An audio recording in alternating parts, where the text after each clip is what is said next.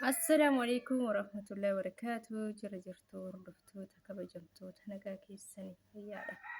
Salaamata jedhika. Assalamu alaikum warahmatullahi wabarakatuh. Hordoftoota keenya akkam jirtu? Itti fufi. Jirra alhamdulillah salfattaari maasii salfachiisama.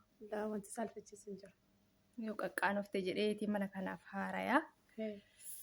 Sirra laalamu yoo qaanfatte illee qaanfachuun waanuma jiruu namni. Siin jedhaa hordoftoota keenya har'ammoo maal qabattee dhufte yoo jettan nama lama maal dhufte yoo jettan gaafii ol gaafachuu yennaa. Yaada waan qabdu nu gaafachuu dirqama rakkoon qabu. Gaafii wal gaafachuu yennaa shana si gaafatamu sitti na gaafatare.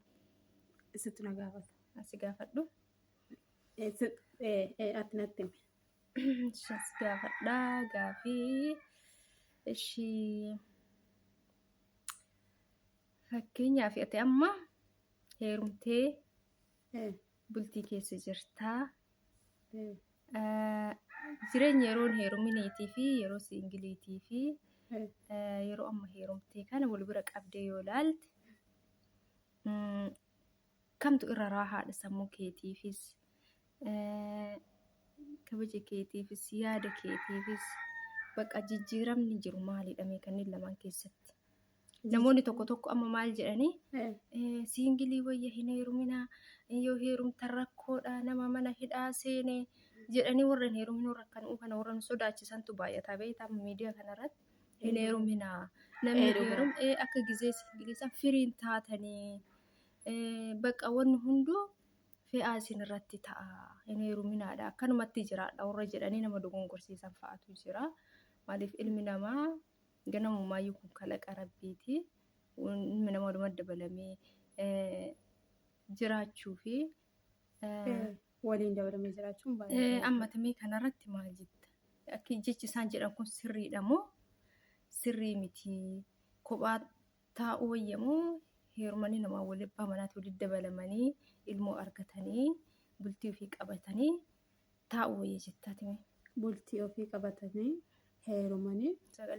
heerumanii bultii ofii godhatanii taa'uun baay'ee tokko bareeddoodha. Faayidaa gaarii qaballee siingiliin faayidaa tokko hin qabu. Jedhi kaa waan biraallee itti dabali kaa garumaare.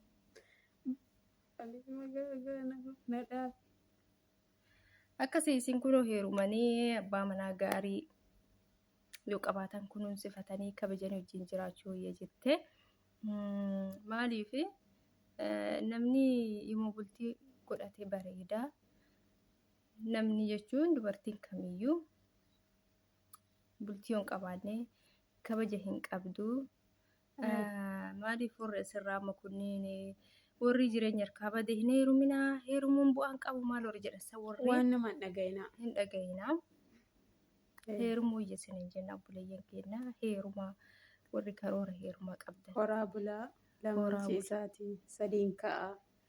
Akkasuma na gaafadhu kaatillee waan na gaafattoo jiraate. Dafqa sa'aatiin gubinii dafqa. Fixeera. Wanni na gaafattu hin jiru. Ashi ammallee kan hordoftoota keenyaa isheen si gaafadha ammallee si gaafadha. Yuutuubii haaraadhaan ammallee hin qaanfatta rakkoo hin qabu ishee. Amma biyya namaa keessa jira hundumti keenya beekamaadha. Biyya namaa kana keessa waggaa baay'ee teessee dalaguu wayyamoo waggaa muraasa biyya kana dhuftee waggaa muraasa teessee waan hojjetatte san harka qabattee galtee biyya keetii irratti hojjechuu wayyamee kamtu filatamaadha. Waggaa baay'ee irra taa'urraa biyya kana xiqqoodhuma hojjettee biyya kee galtee taa'us baay'ee faayidaa argata. Miidhaa guddaa si fidaa. Wanuma hundaaniyyuu biyya keessi wayya. Sirriidha maaliif waggaa baay'ee taa'eef namni hin jijjiiramu. Haga qabansan xiqqoos qabansan yoo hojiin uummatan jijjiiramuu danda'a namni amma fakkeenyaaf nuti waggaa baay'ee biyya namaa teennee birrii hagana argannaa sharafuma san laalla malee biyyi namaa kun baay'ee miidhama keessaayyuu miidhama baay'ee qaba keessaayyuu warra mana kontiraataa kun wallaahi baay'ee ulfaata dalagaan isaanii waan jiru. Baay'ee ulfaata dalagaan kennuuti warri mana koontiraataa kun jechuudha. Birrii isaa xiqqoodha garuu dalagaan isaa baay'eedha. Birrii isaatiif dalagaan isaa waliin madaalu. Wallaahi jechuun karoora waggaa dheeraa baasuun hin barbaachisu biyya namaa kana keessatti waggaa baay'ee hagana jiraadhee waggaa hagana biyya arabaa tanarraa namni tujjaaree hin jiru.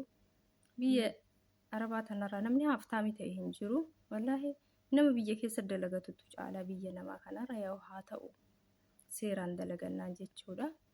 Akkasii obboleeyyan kiyyaa godanyaan tiyya hin qaqqaanuftii haarayaa. TikTok hojjetti malee YouTube'dhaaf haaraa sadiif qaqqaanfataa jirti. Irra ilaalinaa isiniin jenna. Itti fufnee gaariitti dalaguu qabna. Inshallah. Akkam reemee amma anillee haa heerumu jettamu. Akkamii haa heerumu anillee. Heerumtee jiruu gaariidhaan jiraachuu si wayya qophaa jiraachuurra baay'ee heerumuun baay'ee faayidaa gaarii qaba. Asumaan du'aayi nu godhi kaan nuti warra hin heerumin mee du'aayi nutti gadi roob sirriitti du'aayi hin qusatanii. Du'aayiin hin qeebalamtii yoo garaan kadhatan garama qulqulluun nu kadhadhu nullee du'aayi nu godhi kaan. Daafaan saalfatin maal saalfatta? Shamaruma akkana ooti. Jedhi kaan. Abbaa manaa gaarii qabu. Sagalee fuudha amiin. Jedhi kaan nama rabbi sodaatu. Nama dubartii kabaju.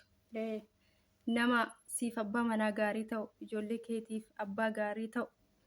Rabbi isinii haa risqu hunduma keenya rabbi nuu haa risqu rabbi nuuf haa kennu yoo abbaa manaa qabdanillee rabbi wajji isinii haa bulchuu yoo isin jalaa jallatellee rabbi isinii haa qajeelchuu isinillee itti jallattan rabbiin abbaa manaa keessanii isin haa qajeelchuu isiniin jennaan warri abbaa manaa qabdanis warri abbaa manaa horachuu hoddanis rabbiin abbaa manaa gaarii kabajamaa qaalii kasiif beeku kasiif obsu kasiif yaadu. Rabbi siifaa isiniifaa hiru hunduma keenya rabbi nuufaa hiru jenna. Atillee rabbi jaarsa kee wajjin si haa bulchu umrii dheeraa wajjin si haa dheeressu. Lama ta'a ciisaa 3 ta'a yookaan 5 ta'a 4 ta'a ka'a yoo barbaaddan rabbi isinii haa kennu. Isiniin jenna hordoftoota keenya ganuma tattaphachuuf dhufne hadhakaa. Waan biraa guyyaa biraa itti fuufillee jiru deenya. Galatoomaan isiniin jenna ati yoo dura seentu si jammare baay'ee du'aa illee hin godhaa. Waa baay'ee barsiisaa. YouTube kana baay'ee dalagee hin beeku TikTok bichaa fi kanaaf narkaa bada du'aa illee.